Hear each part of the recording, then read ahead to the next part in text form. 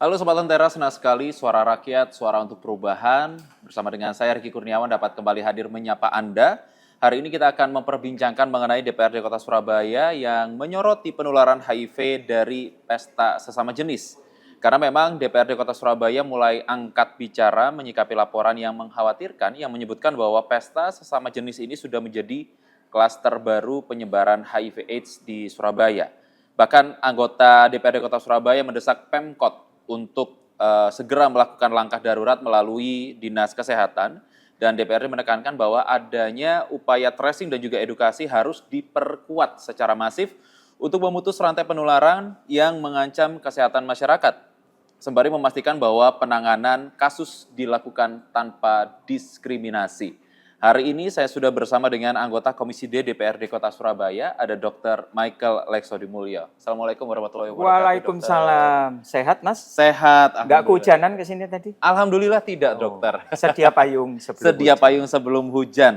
Dokter, ini menyoroti pemberitaan yang baru saja akhir-akhir ini terjadi, Dokter, mengenai penggerebekan di salah satu hotel, begitu ya, yang ternyata isinya adalah pesta seks sesama jenis, begitu. Ya. Ada anggapan bahwa ini nantinya bisa menjadi klaster baru, mengingat ada 29 dari 34 yang terindikasi HIV/AIDS. Okay. Nah, kemunculan stigma akan klaster HIV baru ini menurut dokter sebagai anggota dewan seperti apa, Dok? Ya. Jadi apapun kejadiannya, baik yang berprestasi atau yang buruk, itu pasti ada rencana dari Allah itu kepada kita. Jadi istilahnya ini loh, ada sesuatu yang perlu diperhatikan. Lah, DPRD nangkep itu. Jadi saya sendiri kaget pagi-pagi saya lihat di televisi, saya melihat ada banyak sekali pasangan yang ditangkap itu ya. Tapi yang melegakan saya, yang berikutnya mereka dilakukan pemeriksaan laboratorium. Dan dari 34 kan ya? 34 pasang itu 29 dinyatakan positif HIV/AIDS. Wah, geger ini. Ternyata waktu diperiksa KTP-nya bukan Surabaya. Lego titik, Mas. Cuman masalahnya ini merupakan warning buat kita semua. Mau KTP di Surabaya ataupun di luar Surabaya, ini adalah indikasi jelek. Jadi istilahnya apa yang harus dilakukan? Yang dilakukan adalah bagaimana kita memberikan preventif, rehabilitatif, dan pendekatan psikososial.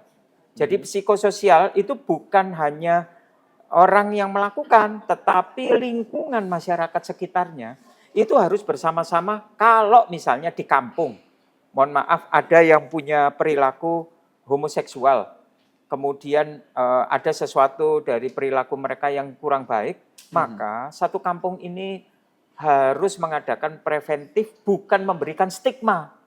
Waduh, ini diusir aja mari, bukan seperti itu. Tetapi memberikan, pertama ya, penerimaan dulu. Yang kedua, bagaimana kita bisa memberikan solusi untuk dia melakukan pemeriksaan dini. Yang ketiga, pengawasan untuk pengobatan teratur. Kalau barang ini tidak teratur, secara kedokteran ini tidak bisa. Sama seperti pengobatan TBC. Kalau pengobatan TBC, kita nggak berobat, besok lupa, besok lusa ingat, 2 hari lagi lupa lagi. Nggak bisa, Mas. Nggak bisa sembuh. Jadi yang namanya TBC itu tidak boleh sekalipun membolos untuk minum obat. Demikian juga untuk HIV/AIDS ini. Seperti itu, Mas. Tapi sejauh ini dari data yang sudah diterima oleh rekan-rekan di DPRD Kota Surabaya, ini kan tadi terkait dengan peserta yang terkait dengan ini secara demografi kan ternyata bukan dari Surabaya saja begitu. Ada beberapa daerah-daerah di luar Kota Surabaya. Nah, dengan adanya hal seperti ini, tracing-nya seperti apa harusnya? Tracing, begitu ini sudah ketahuan kan, ada 34, maka yang terjadi adalah siapa pasangannya.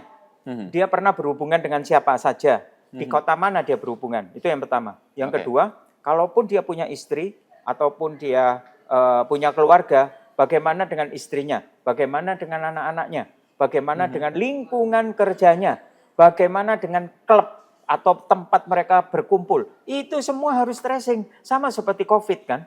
Waktu COVID itu, saya sendiri kena COVID waktu yang lalu kan, sampai ICU, bahkan saya nggak sadar.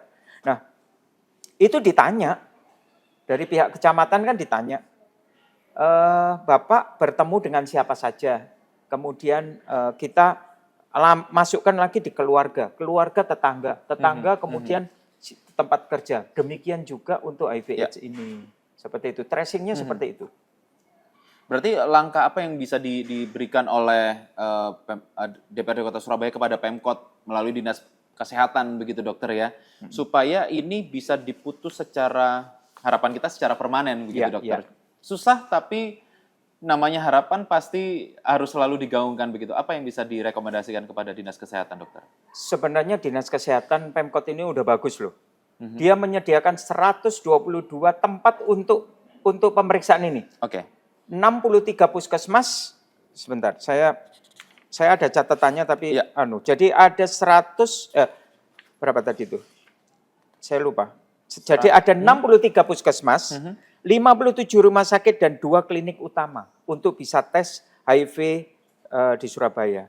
Dan ini penting sekali kita perhatikan karena dari tahun 2022 itu hanya sekitar 800 sekian penderita HIV/AIDS.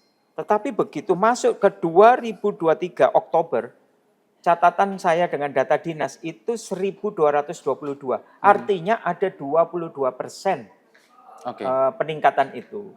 Oleh sebab itu, dengan adanya siaran ini, maka kita bisa belajar bagaimana agar penyebaran HIV/AIDS ini terus diredam. Dan ini membutuhkan bantuan dari masyarakat atau warga sekitarnya. Tapi sejauh ini mengukur dari efektivitas yang ada, tadi sudah disampaikan oleh dokter, datanya sekarang sudah semakin bagus, semakin banyak titik untuk pemeriksaannya begitu. Adakah evaluasi-evaluasi yang bisa disampaikan begitu dokter terkait dengan tracing dari korban HIV ini dokter? Iya, jadi saya ngambil contoh yang kasus yang kemarin ya. Dari kasus yang kemarin, saya mempelajari dari 34 penderita HIV, pasangan homoseksual, kemudian 29 yang terkena HIV/AIDS, mereka melakukan tracing.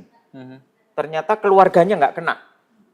Jadi baik anaknya atau istrinya atau itu nggak kena itu, negatif. Itu kabar baiknya. Tapi kalau sampai itu ada misalnya anaknya terkena atau istrinya terkena, kita ngambil tracing lagi ke istrinya.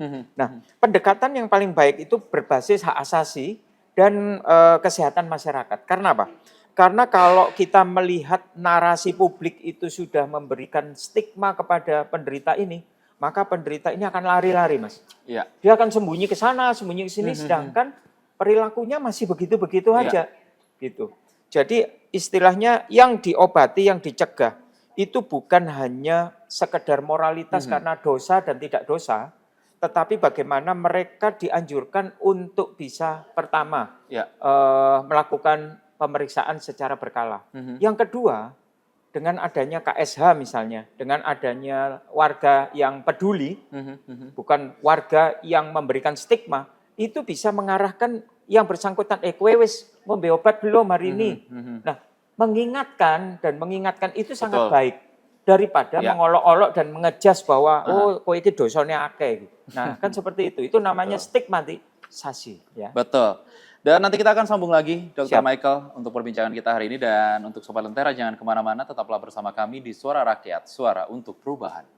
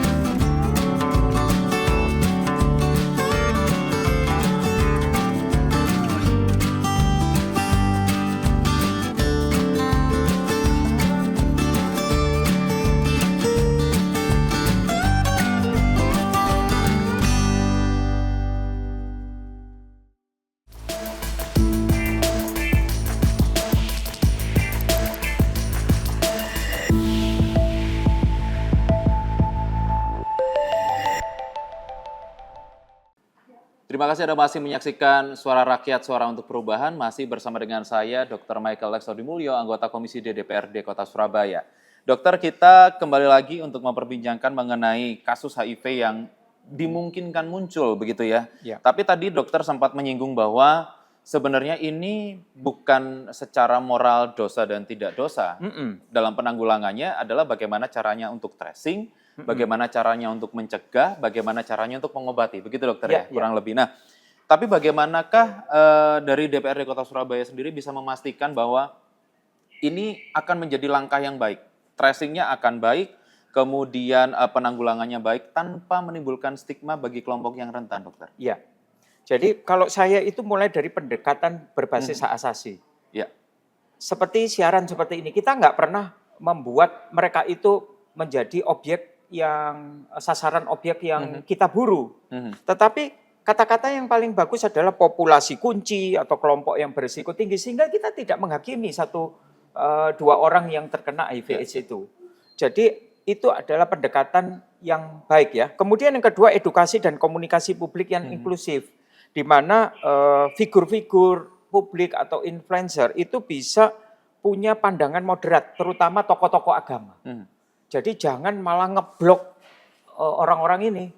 Semakin kita memberikan pernyataan-pernyataan yang membuat stigma yang jelek di kota ini, maka yang terjadi ini adalah pengusiran yang tidak disengaja. Jadi istilahnya di kampung ini kalau mau beres wonge diusir, seperti itu. Itu akan menjadi penyebaran yang lebih banyak lagi. Seperti itu. Kemudian di sini ini ada banyak tes kok, Mas. Ini saya bacakan ya. Boleh, jadi dokter. pastikan layanan kayak VCT. VCT itu apa? Voluntary Counseling and Testing. Itu satu. Yang kedua namanya PITC. Provider Initiated ya, Testing and Counseling. Yang ketiga ART, Antiretroviral Therapy. Ya, ini bisa dijalankan tanpa ada yang menghakimi. Kemudian untuk pemeriksaan ini sifatnya rahasia, Mas. Sedangkan polisi tanya aja nggak dijawab. Kecuali kalau memang ada kasus hukum. Nah, ini adalah hak asasi antara dokter atau pemeriksa dengan pasiennya. Ya. Mengapa? Ya tadi itu kata-kata stigmatisasi yang tidak baik. Berarti ini sebenarnya untuk kelompok rentan yang mungkin menyaksikan siaran kita hari ini, dokter ya, merasa ada gejala-gejala yang mungkin saja bisa terjadi HIV atau AIDS. Sebenarnya tidak perlu takut untuk memeriksakan dirinya, begitu intinya dokter ya? Iya. Karena itu rahasia. Jadi kebanyakan pasien itu berpikir gini, nanti kalau saya periksa, jangan-jangan nanti semua orang tahu. Iya. Itu kan kita semua sudah disumpah, Mas. Baik dokter maupun lab, apalagi ini masuknya seperti pengguna narkoba, HIV/AIDS itu semua diblok informasinya. Hanya orang-orang tertentu yang bisa mengatakan itu dan begitu dia menyebarkan maka itu ada hukumnya. Itu tidak boleh. Ya, jadi kalau itu yang ditakutkan, setahu saya sampai detik sekarang institusi kesehatan ini masih memegang teguh kerahasiaan ini. Jadi yang pertama saya anjurkan bahwa tidak perlu takut untuk memeriksakan diri. Tentunya kita harus tahu terus gejalanya apa dok. Nah gejalanya yang pertama biasanya ada penurunan berat badan secara signifikan. Tiap kali ngukur badannya makin turun. Itu kalau ibu-ibu yang gendut-gendut itu seneng, gitu. Wah setiap hari 1 hari turunnya 5 kilo. Wah berhasil aku dietku. Iya. Besoknya lagi turun lagi 5 kilo. Tapi kalau kita di dunia kesehatan nggak benar itu. Dia harus ada penurunan secara bertahap. Kemudian kenapa kok dia bisa turun? Karena ada gejala yang berikutnya, diare yang tidak berkesudahan. Udah dikasih obat diare, tetap diare. Dan yang ketiga, pasien ini terasa seperti tidak punya daya. Baterainya entek, Mas. Jadi lemes itu. Dan tidak punya satu spirit sama sekali. Ya. Bisanya cuma tidur, melek gitu, terus makan, tidur lagi. Jadi tidak ada spirit. Kalau kita melihat seperti itu bukan berarti langsung divonis, wah iki model iki HIV. Enggak. Karena kita melihat ini, maka ayo kita coba periksa, lakukan pemeriksaan. Tetapi untuk melakukan pemeriksaan, dokter juga tanya, orang ini nih gimana gitu. Apakah dia juga punya hubungan seksual yang terlarang, misalnya homoseksual misalnya, atau dia heteroseksual, dia bisa sama istrinya, kadang-kadang dia juga gandengan sama laki-laki, sesama jenis. Nah, tetapi kalau memang tidak ada ceritaan seperti ini, maka kita akan masuk lagi ke pertanyaan berikut. Apakah pernah masuk ke dunia narkoba enggak? Karena di dunia narkoba kebetulan sekarang cari sepet itu agak susah, mau beli di apotek juga harus pakai resep dokter. Akhirnya yang namanya sepet itu kegantian, Mas. Dan itu kurang lebih sekitar 15% yang HIV AIDS yang terkena itu. Jadi yang heteroseksual tadi 54%, kalau yang homoseksual itu 40 sekian persen, sisanya itu dari suntikan tadi yang gonta-ganti. Nah, ini yang perlu kita telusuri. Kalau memang yang bersangkutan itu tidak ada unsur yang saya beritahu ini, baik narkoba ya enggak, homoseksual ya enggak pernah ada komunikasi atau berhubungan dengan yang rawan dengan rawan penyakit seperti itu, enggak perlu takut lah. Kan memang kita enggak melakukan sesuatu gitu. Jadi kalau kita dapatkan ini artinya cek kalau kita normal, berarti kita harus cari tahu kenapa berat badan saya turun secara luar biasa dan ada diare yang tidak berkesudahan dan kelihatan sekali orangnya pucat, kurus, pucat gitu. Seperti itu. Dokter, ini terkait dengan edukasi kesehatan seksual yang sepertinya harusnya dibutuhkan, dokter ya, dengan adanya peristiwa kemarin. Rasa-rasanya harusnya lebih masif lagi untuk edukasi dan lain sebagainya, untuk sosialisasi juga begitu, dokter. Nah, anggaran seperti apa yang akan berusaha didorong oleh rekan-rekan dari DPRD Kota Surabaya untuk membuat sosialisasi ataupun penguatan edukasi secara masif begitu terkait dengan kesehatan seksual? Kalau aku sih ini nggak perlu anggaran ya, karena ini kan bisa masuknya ke sekolah-sekolah. Sekolah-sekolah, ada SMA, ada SMP, ini kan anak-anak yang muda itu harus diberikan education. Tahu nggak education yang lagi populer dulu? Gak popo, berhubungan yang penting nganggo kondom. Jenengan harus tahu bahwa kondom itu tidak bisa melindungi dari penyakit AIDS loh. Karena apa? Karena virus AIDS ini itu bisa menembus pori-pori dari kondom itu. Jadi walaupun dia terlindung dengan kondom, itu AIDS itu bisa nembus pori-pori dari kondom itu untuk mendapatkan penularan di yang bersangkutan asal, ada asalnya, bila organ tubuh keintiman itu mengalami luka. Jadi kalau ada luka, dengan luka atau dia terkena virus itu mudah sekali masuk di dalam pintu luka yang ada, seperti itu, Mas. Baik, Dr. Michael, nanti kita akan sambung lagi perbincangan kita dan jangan kemana-mana Sobat Lentera, tetaplah bersama kami di Suara Rakyat, Suara untuk Perubahan.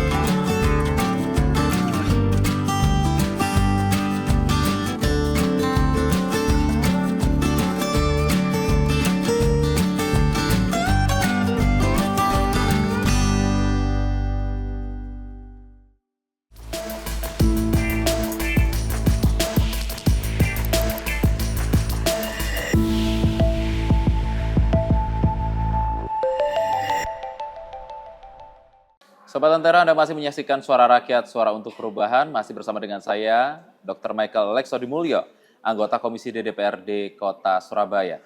Dokter, tadi sudah disebutkan banyak hal terkait dengan bagaimanakah cara pendekatan ke kelompok rentan ini, dokter.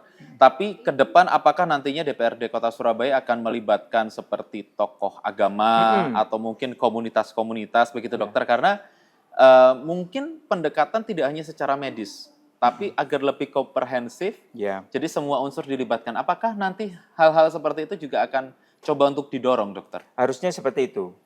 Dan kita perlu tahu ya, kalau dia seorang homoseksual, dia seorang penderita HIV/AIDS, tentunya dia bisa lebih bebas ngomong dan cerita kepada sesama yang sejenis. Betul nggak? Kalau dia ngomong sama yang normal kan malu gitu kan. Tapi kalau ngomong sama sejenis, wah kita kan sama-sama HIV/AIDS gitu ya. Jadi kita sharing lah apa yang menjadi. Nah itu kolaborasi dengan komunitas dan LSM seperti itu. Itu penting banget karena itu yang kita bisa narik datanya. Berapa orang dan orang-orang ini bisa dibawa ke tempat pemeriksaan tadi. Kemudian namanya transparansi data. Transparansi data itu dibuka bukan untuk diekspos ke media. Jangan, ya jelas dia malu seperti itu. Kemudian pendidikan seks secara komprehensif. Jadi apakah itu butuh duit? Ya enggak lah. Itu kan memang tugas dari puskesmas, tugas dari Departemen Pendidikan, seperti itu. Dan yang paling penting di sini adalah kita harus mengkampanyekan anti stigma nasional dan daerah. Jadi jangan memberikan cap bahwa hati-hati, jangan dekat sama pasien ini karena dia kena HIV/AIDS. Itu yang bahaya. Karena dia akan mengadakan pelarian istilahnya. Aku tak mau ngumpet di mana gitu ya. Jadi yang dikampanyekan itu apa, Mas? HIV/AIDS itu bisa dicegah dan bukan untuk ditakuti. Itu yang dikampanyekan. Yang kedua, tes HIV adalah langkah berani untuk menjaga masa depan. Yang ketiga, yang diuji itu bukan moral, tetapi kesehatan. Ini yang ngomong dari tokoh agama. Jadi bukan berarti ini neraka dan surga, kemudian dosa dan tidak dosa gitu. Nah ini bukan ranah itu, tetapi kita menggiring mereka untuk bisa berobat. Kemudian ada kebijakan perlindungan ODHA, yaitu Perda Kota Surabaya nomor 4 tahun 2013 mengenai penanggulangan HIV/AIDS itu pastikan tidak untuk mengkriminalisasi kelompok-kelompok tertentu. Tapi mekanisme pengaduan ini untuk membuat fasilitas kesehatan tempat kerja itu menarik mereka untuk bisa memeriksakan diri. Tapi kalau menjadi diskriminasi itu akan menjadi ketakutan bagi yang sudah kena gitu loh. Terus kapan bertobatnya kalau mereka udah diberikan stigma, diberikan diskriminasi? Oleh sebab itu kampanye ini harus diberitakan terus-menerus baik media dan lain sebagainya tanpa menyudutkan orang-orang yang terkena HIV/AIDS tadi. Tadi disebutkan bahwa ada satu perda, dokter ya, yang bisa menekan penularan HIV tadi tanpa stigma. Nah, sebenarnya dokter, untuk membuat perda ini semakin kuat, butuhkah kebijakan-kebijakan turunan yang lain, begitu dokter, supaya penekanan HIV di tingkat kota Surabaya ini tidak melanggar hak asasi individu kelompok rentan, dokter? Iya, jadi jadi namanya ada perda susulan, termasuk di apartemen, tempat kos. Tadi waktu rapat paripurna, tadi Pak Wali mengatakan bahwa nggak ada yang namanya kos-kosan, tapi rumah kos. Rumah kos itu artinya kos untuk laki-laki ya untuk laki-laki, kos untuk perempuan untuk perempuan. Kalau kos-kosan ku wis pokoknya yang penting ono sing ngekos. Jadi campur, Mas. Lah wong namanya kewan aja kalau dicampurkan bisa bertelur apa manusia ya, Mas ya. Lah jadi sekarang ini yang paling penting adalah pengawasan di tempat kos, rumah kos, apartemen, tempat-tempat pemukiman yang khusus dihuni oleh mereka-mereka ini. ini yang perlu mendapatkan pemeriksaan rutin, itu tambahan perda. Jadi harus orang yang mengelola manajemen apartemen itu bisa melaporkan. Dan ini adalah bentuk partisipasi orang yang punya tuan rumah kos, yang punya apartemen dan lain sebagainya itu bisa memberitahu kepada dinas kesehatan. Ini bentuk kerjasama yang bagus. Sebab tanpa mereka kerjasama maka kita juga nggak tahu gitu loh. Kan ini kan sewa menyewanya kan juga tidak expose ya. Nah seperti itu. Kemudian pemeriksaan rutin inilah yang perlu ditekankan di perda ini. Apakah yang bersangkutan secara rutin, periksa yang pertama, kemudian periksa yang berkala itu dilakukan. Kalau enggak, kita harus melakukan jemput bola. Puskesmas bisa datang ke rumahnya. Kenapa kok enggak harusnya jadwal periksa kok enggak periksa? Nah, itu jangan dibiarkan. Gitu. Jadi diperiksa secara berkala. Apakah obat diminum teratur, kemudian berapa penurunan virus HIV/AIDS-nya ini, kemudian apakah sudah dinyatakan bebas atau sembuh dari HIV/AIDS. Baik, dan terakhir dokter, apa saran untuk pemerintah Kota Surabaya, khususnya mungkin untuk Dinas Kesehatan agar penanganan HIV/AIDS di Kota Surabaya ini tidak menimbulkan stigma dan juga tidak menekan hak asasi individu, dokter? Mungkin bisa disampaikan, dokter? Baik, saya menghimbau kepada warga Surabaya untuk menerapkan perilaku hidup sehat dan aman. Aman artinya kalau kita udah punya istri ya sudahlah itu aja. Itu aja sudah ngerepoti kok. Iku aja bingungi apalagi kita punya simpanan atau lebih enggak benernya lagi simpanannya lain sesama jenis lagi. Waduh, rusak. Jadi itu adalah perilaku yang hidup sehat dan aman. Jadi kalau sehat artinya kita kalau ada gejala kita juga harus rutin untuk memeriksakan diri. Tidak perlu takut karena semuanya dilindungi oleh hukum dan dirahasiakan. Kemudian, kalaupun ada di kampung kita atau lingkungan kita yang terkena HIV/AIDS, dukung dia, jangan dijauhi. Itu pesan saya. Dukung dan jangan dijauhi. Karena apa? Sikap empatik dan dukungan dari sosial itulah yang namanya psikososial. Dan sangat membantu mereka untuk dapat menjalani pengobatan dan bisa mencegah penularan yang lebih lanjut. Jadi kalau kita tidak mengadjust atau tidak menghakimi dia, maka kita bisa mendukung dia untuk berobat. Insya Allah itu akan sembuh. Jadi sembuh secara total. Jadi secara teratur. Kemudian yang terakhir saya juga kepingin sekali peran dari keluarga. Keluarga jangan menganggap bahwa anak itu adalah anak sampah. Atau anak yang wis gak bisa diatur itu wis sudah buak. Istilahnya buaknya sampah. Dan itu orang tua harus benar-benar terbuka untuk memberikan education. Bagaimana education seksualitas secara terbuka. Kebetulan adat kita, itu kalau kita bicara mengenai seksual itu merasa tabu. Akhirnya si anak ini mencari-mencari sendiri. Mencari-mencari sendiri, ya kalau ke jalurnya benar. Tapi kalau jalurnya salah, maka yang ngajari ini yang akan menyesatkan jalan itu. Baik di sekolah, baik di kampus, baik di tempat-tempat beribadah. Ini harus disuarakan secara rutin. Supaya generasi muda kita tidak masuk terperosok di dalam dunia yang gelap. Dan ini membutuhkan tuntunan yang luar biasa. Oleh sebab itu, saya sekali lagi ingin memberikan pesan bahwa tes dini, obati, dan dukung. Karena HIV bisa dicegah, bukan untuk ditakuti. Yang diuji itu bukan moral, tapi kesehatannya. Dengan deteksi dini dan pengobatan, kita semua bisa menghentikan penularannya. Baik, terima kasih Dr. Michael Lex Sodimulyo, anggota Komisi DPRD Kota Surabaya. Kita berharap semuanya clear, tidak ada lagi angka yang bertambah untuk korban HIV/AIDS. Dan seperti kata dokter tadi, tidak perlu ada simpanan lain, deposito aja mungkin perlu dokter ya? Betul, naikkan deposito, jangan tambah istri, tambah sesama jenis lagi. Aduh, jangan. Baik, terima kasih Dr. Michael dan terima Oke. kasih juga untuk Sobat Lentera yang sudah menyaksikan Suara Rakyat, Suara untuk Perubahan. Saya Riki Kurniawan pamit undur diri. Sampai jumpa.